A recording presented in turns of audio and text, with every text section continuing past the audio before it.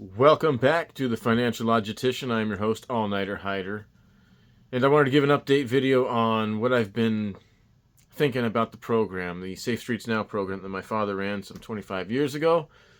Civil nuisance abatement program where he would go to a community of affected people and he would teach them how to document the facts and build a small claims court case and how to contact the owner or the problem in the area and give them legal notice that there being a problem. And if they don't conduct themselves better and fix the problem, then they will get a problem from a small claims court. Um, so I did talk to my sheriff buddy, and he was a great help actually. So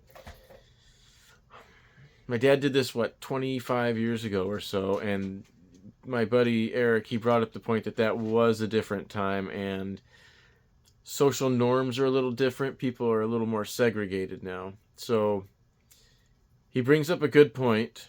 So times are just different. Neighborhoods are different. Neighborhood watch is less of a thing.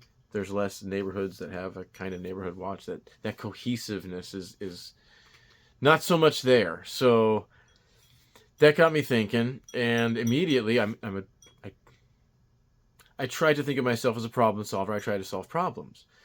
So when he tells me this, okay, I'm identifying that as a problem. All right. So society is not cohesive. What societies are cohesive? Well, I immediately thought, not because I am part of it, but I thought of the homosexual community. Here in San Diego, we have the Hillcrest community, North Park kind of area. Bunch of homosexuals there. That's where they tend to congregate. So how about I go and I start with a networked neighborhood? They're already together. They already have that cohesion. I mean, it's a good attribute, right? It's not. I'm not trying to fault them for that. That's a good place to go, and I think get that icebreaker that I need. That icebreaker being that first case. So I need to get a case. Quite honestly, I need to find a neighborhood that is affected by a problem, that has a problem, that I can go and address the problem, and using communication, essentially using communication with them, address the problem, give them legal notice, and if they don't fix the problem to standards, then we take them to small claims court. A lot of communication, though. So that's essentially what my dad said he did a lot of. In fact, he said a lot of cases did not go to small claims court, but a lot of cases were just handled with notice. Just that simple. People tend to be good. They tend to have good hearts. What Eric, my buddy, did mention was the homelessness. Obviously, we all know that's a problem. So that's a big one. I look at that and it's like, oh, it's daunting, right? That's huge. I'm looking up at this huge problem. So a lot of people have tackled this, and few have gotten anywhere. But what I think I'm going to do is, what I know I'm going to do, is research those in my area that have tackled the problem, especially recently, since the problem does tend to shift, if you would. So I'm going to research those in my area that have tackled this problem. I want to see what their successes have been and see if I can copy that. See what their problems have been. See what walls they've run into, and see if I can provide some kind of alternative to that. What I'm planning on doing is if I do go this homeless route, planning on doing another nonprofit and conglomerating. Is that the word I'm looking for? Taking a whole bunch of different programs, taking what they use, and bringing them together under a blanket umbrella program. That would be me. Again, this is just brainstorming. Who knows if it'll go anywhere.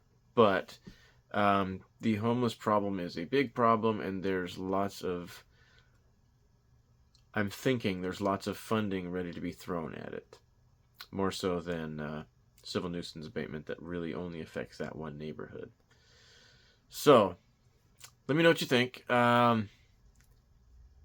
I'd like to tackle both, quite honestly. There shouldn't be any reason why I can't go after both avenues, and once I reach a point of success, which would be a really good thing, then I'm forced to choose. I mean, how isn't that the goal?